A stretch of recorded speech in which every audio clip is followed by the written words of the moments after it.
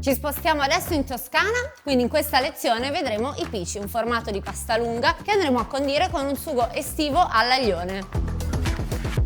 Eccoci alla preparazione dei pici, un formato semplicissimo a base di acqua e farina. Come vedremo l'impasto è lo stesso di un formato cugino dei pici, ovvero gli stringozzi, un'altra pasta lunga umbra che vedremo poi in una successiva lezione. Per i pici e gli stringozzi parto con 700 g di farina 00. Potremmo lavorare anche stavolta direttamente sul tagliere, però l'acqua ha una gestione un po' più difficile rispetto alle uova, quindi lavorare in una bowl ci dà quel pelino di controllo in più. Quindi con la nostra forchetta, anche qui io vado di forchetta e bowl, nulla vi impedisce di utilizzare l'impastatrice con il gancio. Quindi vado a inserire 350 g di acqua a temperatura ambiente, non fredda, non calda, perché fredda ne andremo a dover inserire molta di più e calda ne inseriremo molta di meno e andremo a gelificare gli amidi.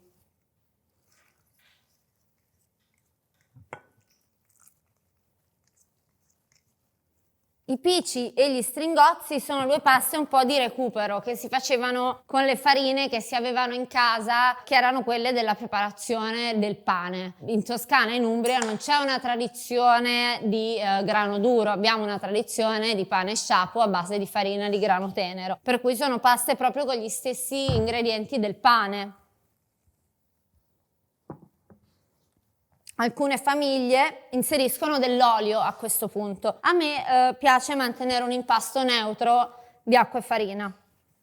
Questo è un tipo di ricetta con cui potete anche giocare e sostituire l'acqua, per esempio con un centrifugato di barbabietola, un centrifugato di spinaci, succo di mirtilli, qualunque cosa vi venga in mente per poterla colorare e dare un sapore un po' diverso. Io però non vi ho detto niente, perché se mettete il succo di barbabietola sui pici all'aglione non vi fanno più entrare in Toscana. A questo punto ci possiamo spostare sulla spianatoia.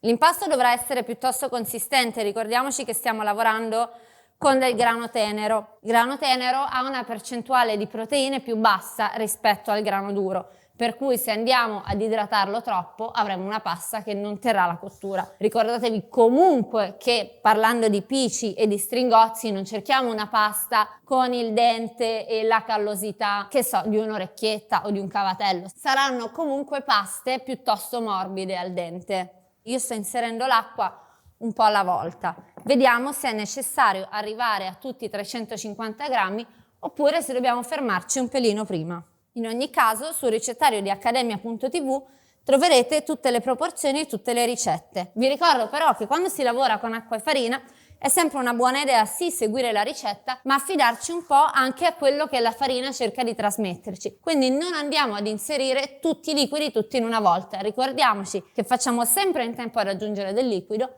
ma non possiamo più aggiungere altra farina, perché una volta che abbiamo impegnato tutti gli amidi con del liquido non riusciremo a riassorbire altra polvere. Ricordiamo che dopo il tempo di riposo l'impasto tenderà a lasciarsi andare.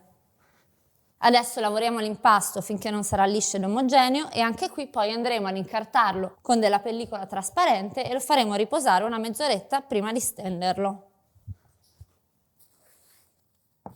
Eccoci qua.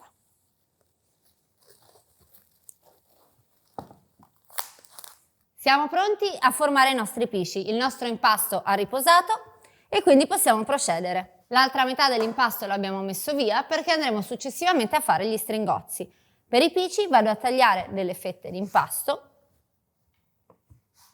do una spianatina veloce con il mattarello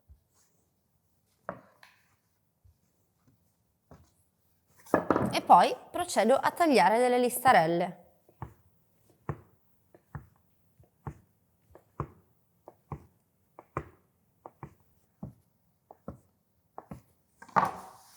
Inizio a modellare i miei pisci. I pisci altro non sono che degli spaghettoni piuttosto grossi, quindi cerco di mantenere lo stesso spessore lungo tutto lo spaghetto E questo è il motivo per cui è importante che la pasta, come vi ho detto prima, sia ben soda. Perché se fosse stata troppo morbida, in questo momento avremmo avuto difficoltà e avremmo avuto una pasta molto poco consistente. Tiriamo dai lati, di modo da avere anche le estremità sottili. Quindi prendo i lati e inizio a tirare. E solo dopo mi muovo verso il centro. Cospargo leggermente con della farina e li sistemo sul mio vassoio.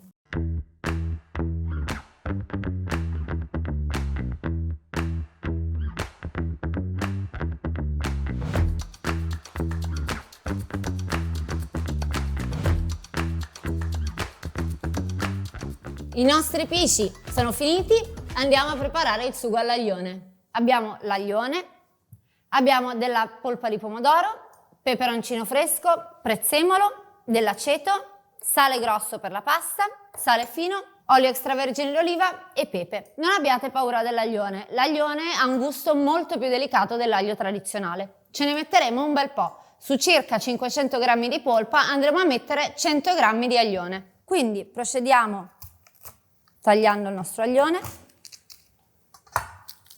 prendiamo gli spicchi, che sono belli grossi. L'aglione è appunto molto più delicato rispetto all'aglio tradizionale e verrà cotto proprio all'interno del nostro sugo, mentre per una salsa tradizionale magari procediamo togliendolo, in questo caso lasceremo proprio che si sciolga all'interno della salsa di pomodoro. Quindi procediamo a pulirlo, leviamo tutte le pellicine. L'aglione è tipico dell'estate, infatti la pasta con pomodori e aglione è un piatto tipico estivo della zona della Maremma. Spesso vengono utilizzati anche pomodori freschi, quelli da sugo, proprio il pomodorone dell'orto. E andiamo a tagliarlo a fettine sottili. Se dovessimo vedere l'anima verde, andiamo a rimuoverla.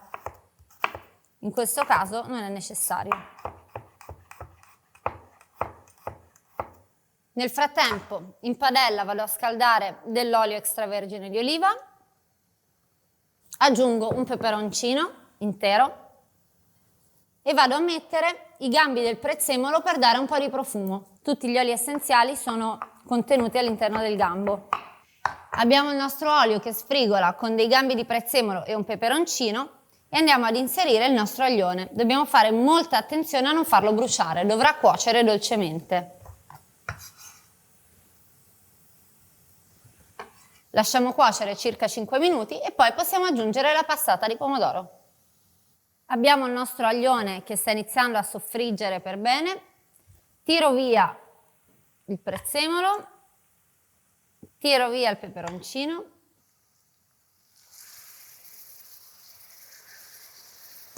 e vado ad aggiungere un po' di acqua di cottura, così da far cuocere per bene l'aglione e non farlo bruciare.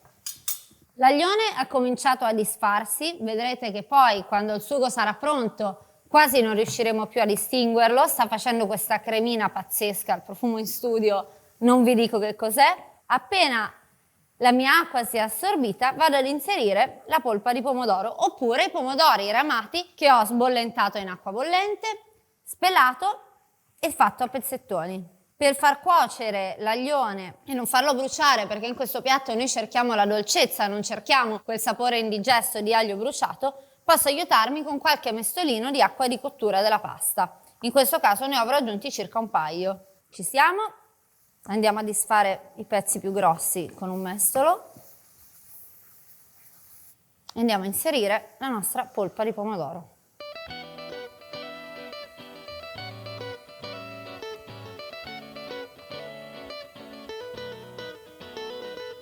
Sempre il goccino di acqua di cottura, in questo caso lo uso per pulire la ciotola. Facciamo prendere il bollore e a fine cottura lo andremo ad aggiustare con sale, zucchero e una punta di aceto.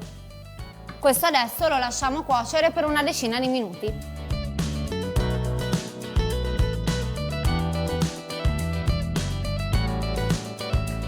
Sugo all'aglione pronto, l'aglione ha iniziato a disfarsi, vado a calare i miei fici in acqua bollente ben salata e nel frattempo ci triteremo del prezzemolo.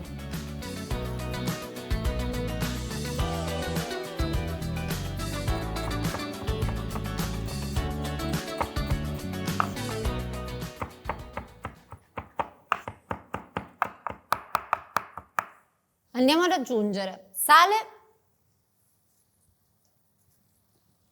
un pizzichino di zucchero e circa un cucchiaio di aceto rosso. L'aceto sarà quello che darà il gusto agrodolce tipico di questo piatto. Tiriamo su i nostri pici.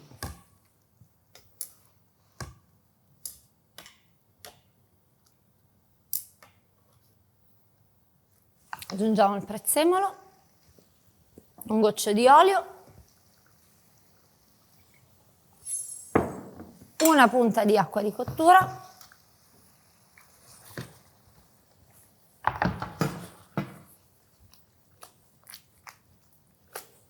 e ci siamo. Profumo pazzesco, non avete idea, con degli ingredienti semplicissimi che piatto di pasta possiamo ottenere. Vi ricordo che tra l'altro questo è un piatto vegano.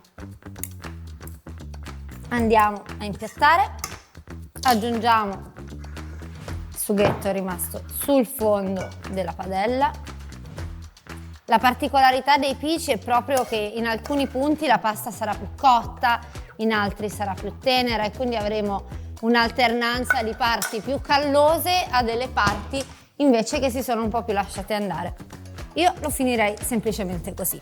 Non vedo l'ora di assaggiarli.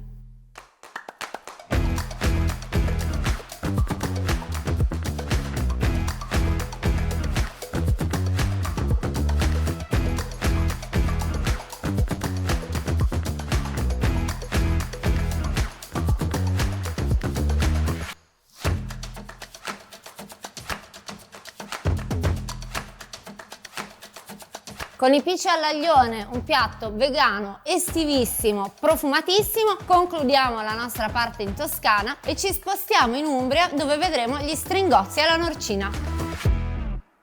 Ti è piaciuta questa lezione? Allora entra subito in accademia.tv, scegli l'abbonamento che fa per te e registrati nel tempo di un caffè.